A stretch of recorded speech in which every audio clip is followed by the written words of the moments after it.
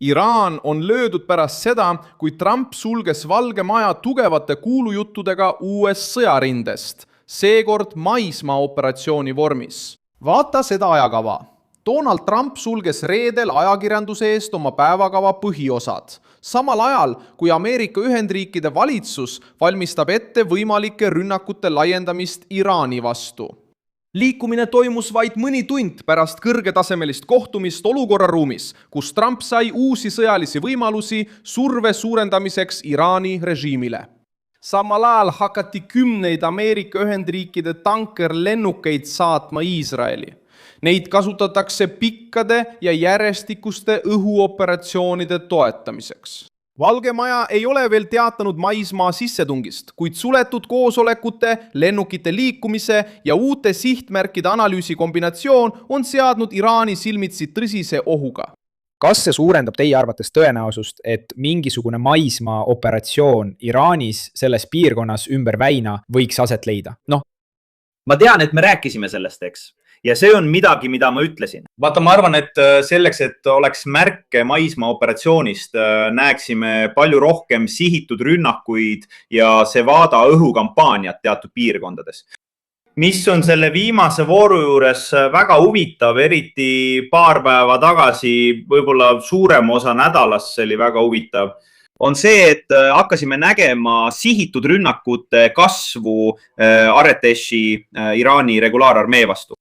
Aretesh on tavaliselt olnud Ameerika rünnakukampaanias tavaliselt säästetud. Võib-olla tegutseb Aretesh nüüd palju aktiivsemalt. Trump kaalub energiaobjektide ründamist, rünnakute laiendamist tuumaobjektide vastu ja kahtlaste maa-aluste rajatiste pommitamist. Kui Iraan püüab näidata jõudu rakettide, droonide ja avaldustega, liiguvad Ameerika Ühendriigid edasi. Reeded registreeritud presidendi päevakavas olid tööperioodid, mis olid ajakirjandusele suletud. See näitab, et kõige delikaatsemad otsused tehakse ilma ajakirjanike otsese kajastuseta. Trumpil oli samuti vastuvõtt. See oli seotud päeva lõpus toimuva maailmameistrivõistluste üritusega, kuid arutelud Iraani üle jäid ametliku vaikuse varju. Uus rindejoon hakkas kuju võtma juba enne päevakorra lõplikku kinnitamist. Trump kogus kokku asepresident J.D. Vance'i, välisministri Marco Rubio, kaitseministri Pete Hegseti, CIA direktori John Ratcliffe'i ja teised riikliku julgeoleku esindajad. Esitati plaane suuremaks pealetungiks kui seni toimunud koondatud rünnakud. Iraani rannikul on võimaluste seas pommirünnakud elektrirajatiste vastu, uued rünnakud tuumastruktuuride vastu ja rünnak maa-alusele kompleksile, mida tuntakse nime all Mägi. Pikeks, kus Ameerika Ühendriigid kahtlustavad, et Iraan peab seal tegevust, mida kaitsevad paksud kivimikkihid. Juba toimunud rünnakud näitavad kampaania suunda. Ameerika Ühendriigid tabasid 6 punkti Ormozgani piirkonnas Bandar Abbasi lähedal, lisaks ühte raudteejaama. Elektrirajatised, Iran Shahari lennujaam ja mereliikluse juhtimistorn Shaharis. Sihtmärkide valik näitab katset murda logistikat, mis hoiab Iraani vägesid rannikul aktiivsena. Pealetung kestis juba 6. järjestikust tööd ja sellega kaasnes mereblokaadi tugevdamine Iraani sadamate vastu. Ameerika Ühendriikide merejalaväelased läksid ühele alusele Omaani lahes, et veenduda, kas see üritab piiranguid rikkuda. Teised laevad muutsid suunda, kartes võimalikku kinnipidamist.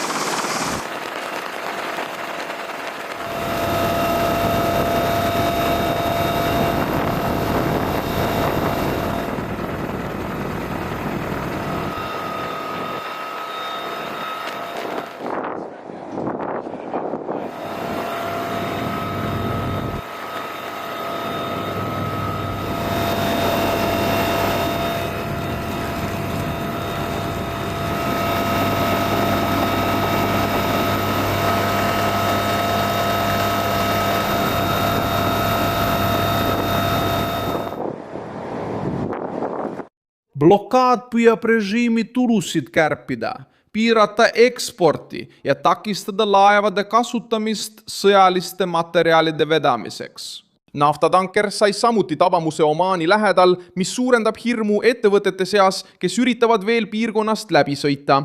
Probleem režiimi jaoks on see, et nende vasturünnakud ei ole peatanud Ameerika pommitamisi. Sillad hävitatakse endiselt, blokaad püsib ning uued lennukid saabuvad endiselt piirkonda. Iraan suudab küll kahju tekitada, kuid ei ole suutnud kindlalt väina üle kontrolli taastada ega Ameerika Ühendriikide vägesid eemale tõrjuda. Ka Kashmiri saar on muutunud suure tähelepanu keskpunktiks. See asub Hormusi väinas ning seal on tunnelid, raketipositsioonid ja rajatised, mis on seotud revolutsioonilise kaardiväega. Tänu oma asukohale saab see, kes kontrollib selle sõjalisi punkte, jälgida otsustavat osa mereteest. Hiljutised rünnakud tabasid saare piirkondi ja on tekitanud spekulatsioone võimaliku tulevase eriüksuste piiratud operatsiooni kohta.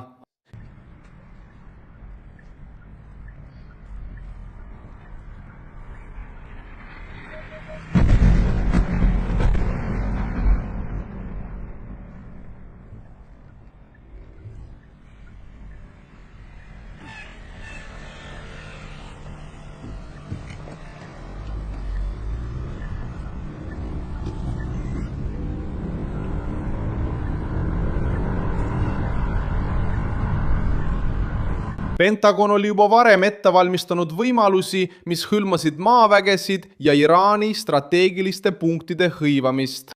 Praegune plaan võib püüda vaid jätta mulje, et maismaa operatsioon võimalik, sundides Iraani viima sõdureid ja varustust saartele, sadamatesse ja rannikualadele kaitseks. Kui suur oleks protsentuaalne tõenäosus, et maismaa operatsioon võiks toimuda?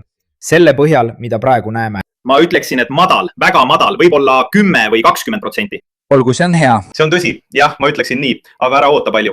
See on nii halb, ma ei usu, et ütlesin, et maismaa operatsiooni toimumise tõenäosus on 1/5. Olgu, see on üks võimalus 10. Noh, 1/10, see on ikka palju, eks. See näitab olukorra seisu. Aga probleem, Maarju? Probleem on selles, et meil on vähe ette teatamist, kui maismaa operatsioon on kohe aldamas. Paljud väed on juba operatsiooni teatris ja Evarli on juba positsioonidel.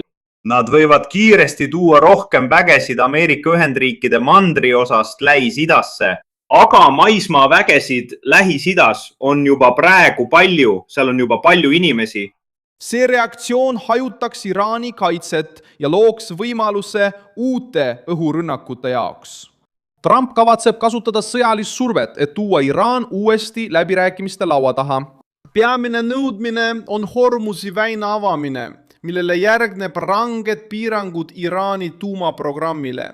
Valge Maja väidab, et diplomaatilised kontaktid jätkuvad hoolimata rünnakutest. Ameerika valitsus usub, et režiim teeb järeleandmisi alles siis, kui mõistab, et võib kaotada veelgi olulisemaid struktuure. Kohustuste sulgemine ajakirjanduse eest kaitseb Trumpi ka selle eest, et ta ei peaks enneaegselt avalikustama, milline valik toetust sai. Rünnak elektrijaamade vastu avaldaks Iraani linnade toimimisele kohest mõju. Uus tuumarünnak nõuaks spetsiifilist relvastust ja pidevat tankimistoetust. Operatsioon saartel või rannikurajatistes suurendaks Ameerika sõjaväelaste riski. Igal teel on erinev hind, kuid kõik need asetavad Iraani iga päevaga kasvava surve alla. Iraani režiim püüab kaotusi kompenseerida ähvardustega naaberriikide sadamate, rafineerimistehaste ja veerajatiste vastu. See strateegia võib tabada tsiviilisikuid ja suurendada nende valitsuste arvu, kes on valmis toetama Ameerika Ühendriike. Rünnak Kuveidi magestamisrajatisele tekitas muret, sest piirkond sõltub joogivee saamiseks sellistest tehastest. Mida rohkem Iraan ründab olulisi rajatisi väljaspool oma territooriumi, seda suurem on oht, et uued riigid sekkuvad otse vastutegevusse. Trump hoiab lõplikku otsust endiselt Valges Majas enda käes. Tankimislennukid paigutatakse positsioonidele. Mereväe jõud valuvad Omaani lahte ja rünnakud jätkavad. Revolutsioonilise kaardiväe jaoks kättesaadavate marsruutide vähendamist. Järgmine samm võib olla suurem õhupealetung, rünnak kaitstud tuumarajatiste vastu või piiratud tegevus mõnes strateegilises rannikupunktis. suur tänu, et vaatasite seda videot lõpuni. Toetage meie projekti ja aidake rahaliselt, kasutades ekraanil kuvatavat PIX võtmekoodi. Oleme sõltumatu kanal, mille eesmärk on hoida teid teega kursis. Teie panus aitab meil jätkata tegutsemist.